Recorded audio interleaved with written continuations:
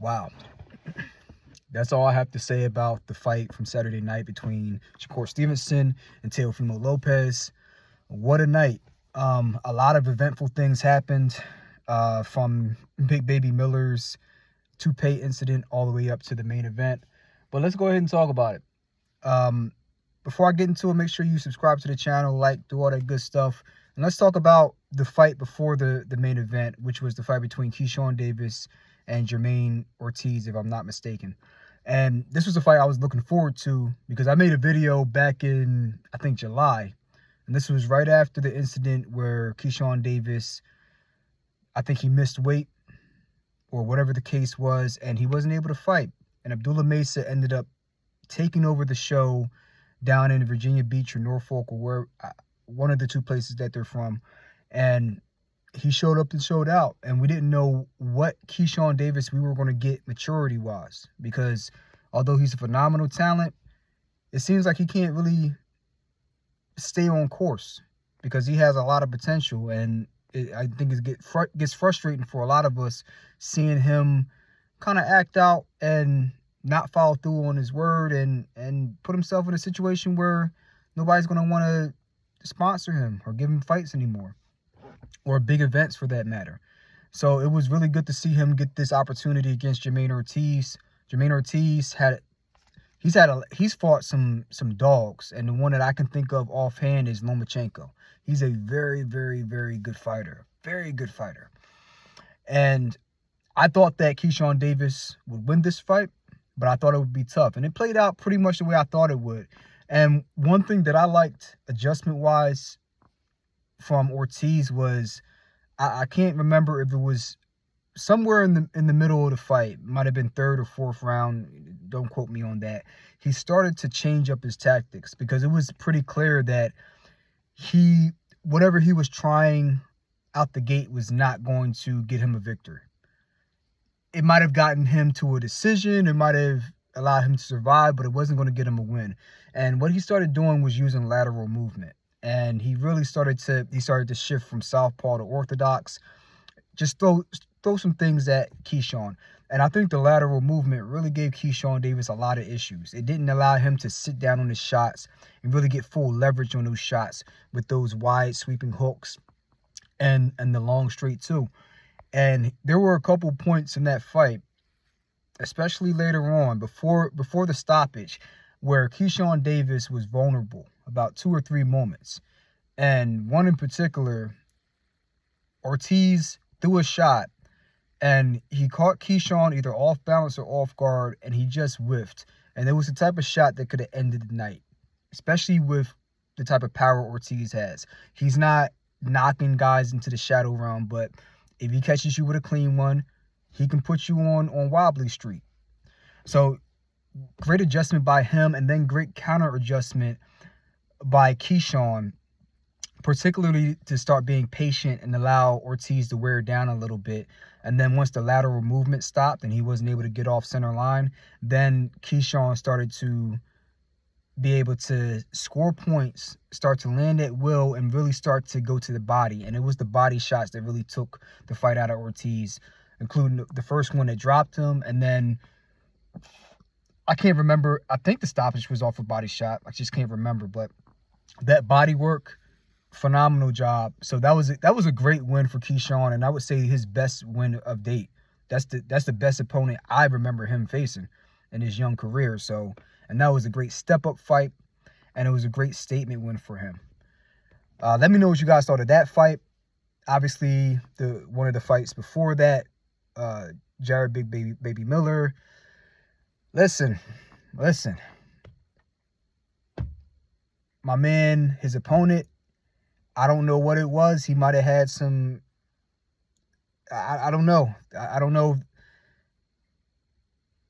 I don't know, man. He threw that shot, and the toupee started to come off, and it was a viral moment. But I will say this, man. Shout out to Big Baby Miller for embracing that and owning that moment, man.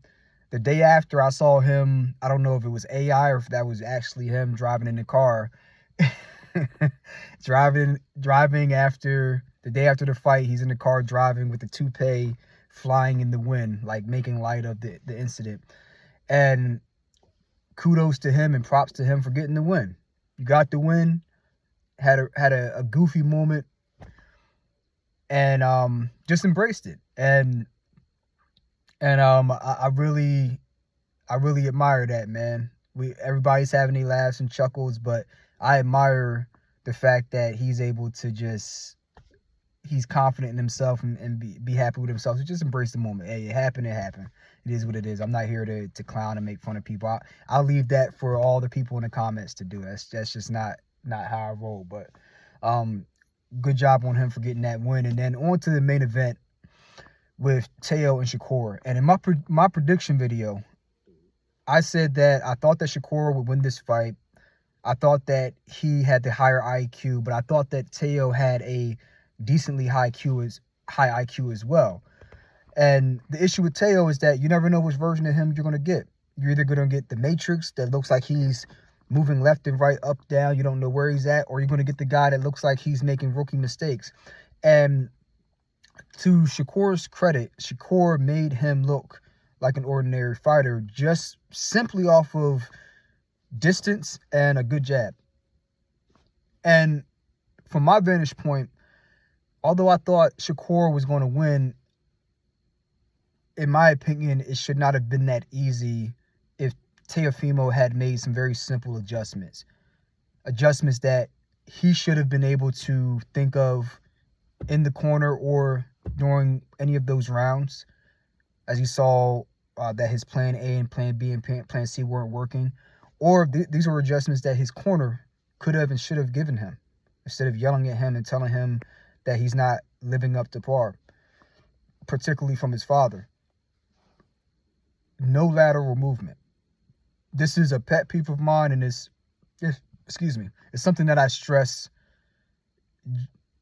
when I'm watching boxing, or if I'm practicing on the mitts or shadow boxing or whatever. Getting off the center line does not guarantee you're going to win the fight, but it is for damn sure a good way to create problems for your opponent and not make the fight easy. He made the fight extremely easy for Shakur because despite having a half-reach inch advantage, he was moving straight forward and backwards, no special effects. And when you have a guy who has really good vision, he can really, and Bruce Lee is, I'm paraphrasing from Bruce Lee, when you're going to parry, you wait as long as you dare. And to do that, you have to have vision, right? It's one thing to say that. It's another thing to do that when there's fire coming back at you. To be able to wait to the last possible second to parry in order to get your opponent in a bad position where you can counter back and really make him pay. And that's what he did all night. And it was very easy because Teo, despite being very explosive, being very fast, it doesn't matter if the opponent knows you're going to go forward and backwards in a straight line. It makes it very easy to deal with you, especially if the opponent, in addition to having really good vision, or a great vision for that matter, has a very great jab. I don't think that using lateral movement would have necessarily meant that Teo would win the fight, but it would certainly have dramatically increased his odds. And in my opinion, that could have been an 8-4 fight. You know, a clear decision for Shakur, but a nice competitive 8-4 fight or something to that nature. But instead, you're moving straight forward on the center line, one punch at a time, rarely doubling up on your jab, and because you know what's coming back. Because for him, it's not like he has a 3, 4, 5 inch reach advantage. No, he has to still cross that void, as I like to attribute that term to Demetrius Johnson. I love that term, the void, like no man's land between you and the opponent. To cross that void,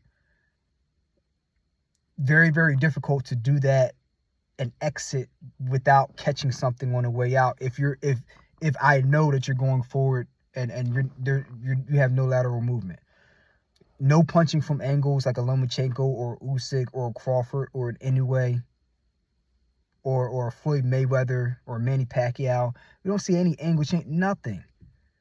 Level changes, sure, up and down, but nothing laterally. And without that, you become a little bit better than a stationary target. Because although you're moving and you're not a stationary target, you're right there to be hit. And if the person across from you understands that and understands the leverage they have, and they don't get spooked out or knocked off their square by the fact that you're very, very fast and explosive, they're just going to tattoo you all night. And that's what happened. And that seemed, Teofimo seemed like less of a beaten fighter than he was a confused fighter. Like, he just couldn't crack the code. He didn't look like he was falling apart near the end. He just looked like, all right, let me just keep pumping his jab out and see what happens, and I'll just keep getting tagged up until the last bell. There was no adjustment there. And then you have your father in the corner screaming at you, telling you you're going to hate yourself if you lose this fight or if you don't turn it up, and then asking, where's your power, bro? That's not advice. It's the same criticism I had of Earl Spence's corner in the Crawford fight. Would Earl Spence win that fight, in my opinion? No. And I said that in my prediction video. But could he have been much more competitive? Yes. You know, telling somebody to just punch more or pump the jab more without any type of nuance, like, you know, step off center line or feint up high and then jab to the body, or feint low to the body and jab high and then bring your guard, like, no type of subtlety, no extra information, nothing. Just bare bones stuff that anybody if you had a fight in your backyard with a bunch of your friends back there, and particularly people who don't really understand the science of fighting, they could have given you that advice. A coach is supposed to be able to tell you what is going on in real time so you can make the adjustments that you need to make. Not just throw punches harder, not just move faster, not just unleash the power, bro. Like, no. And then your cornerman ain't no better at all. Needs to fire that whole team. And his father should not be in the corner. I mean, among other things. I mean, I'm not even going to go into all the antics leading up to fight night, but you guys, I mentioned it in my video about the carnival and the circus and everything leading up. And I guess let this be a life lesson, man. Spend more time preparing for the fight than the dance moves. I'll just leave it at that. That being said, I'm curious to see what's next for Shakur. And I'm also curious to see what's next for Teofimolopez. Because it's not over for him. He said after the fight he's already going up to 147. And I was actually surprised he took this fight at 140 with Shakur. He didn't have to do that. And props to Shakur for being humble after, you know, letting them know, like, hey, you know, you talking all that stuff. I had to put the pause on you. But after that, he was like, yo, thank you for the opportunity. Because he didn't have to do that. Usually guys find every reason under the sun to not give a dangerous opponent the opportunity as opposed to taking a lighter touch. He could have said, oh, you ain't going to bring me enough money. I am the draw. Like, why do I need you? Why do I need to risk a loss to fight you when I could fight somebody for more money who may not be as good? Or just move up to 147 if I'm struggling to make 140. No. He said, okay, let's do this. So I'm glad that both men were safe after the fight. They came out of the fight and able to go back to their families and whatnot. And I'm curious to see what Teo does at 147. And then I'm also curious to see what Shakur does next, because after the fight, after they said their pleasantries and they talked to the announcers, Conor Benn came into the ring. Or I don't know if he called Conor Benn in the ring or if Conor Benn came into the ring, but they got into it. Him and Shakur was jawing back and forth, and Shakur was like, yo, like, you're not like that. Like, I'm going to come up here and he said, I'm going to dog you out. And Conor Benn was like, yo, you're too little. I'm going to break you. So and that's a fight I'd be interested in. You know, Conor Benn just had his fight at, I think, 154 against Chris Eubank Jr. And Shakur just moved up to 140. But I think this is a more of a natural weight for him.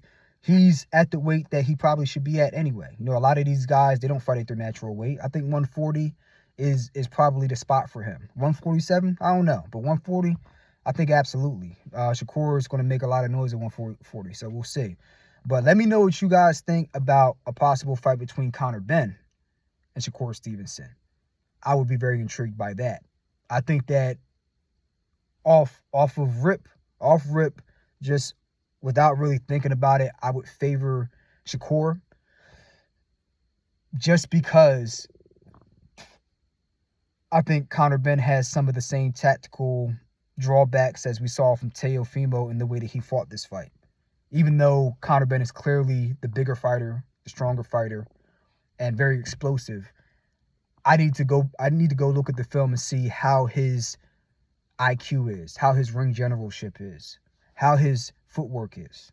That's what I need to see. But that's a fight that intrigues me. So let me know what y'all think about that fight.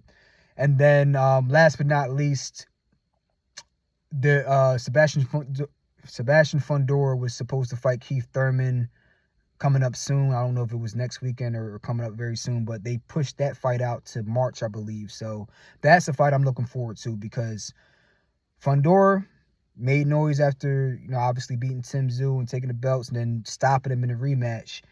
Keith Thurman, they've forgotten the name, but the last fight of note that I can remember seeing of him against that German dude who was like 22 years old or something like that. I don't remember the dude's name, but although he was not like a top level opponent, he made quick work of him, or let's say fairly easy work of him, in reminiscent of the flashes of the old Keith Thurman. So I'm telling you, man, that's one I'm looking forward to coming up. But let me know what y'all guys think of everything going down, and what y'all thought about that fight, and what you think that Teo and Shakur are going to do moving forward, and what other fights you're looking forward to coming up next. With that being said, stay safe, stay warm, because it's like 20 degrees out here in Jersey. It's brick as hell. And I'll catch y'all on the next video. Peace.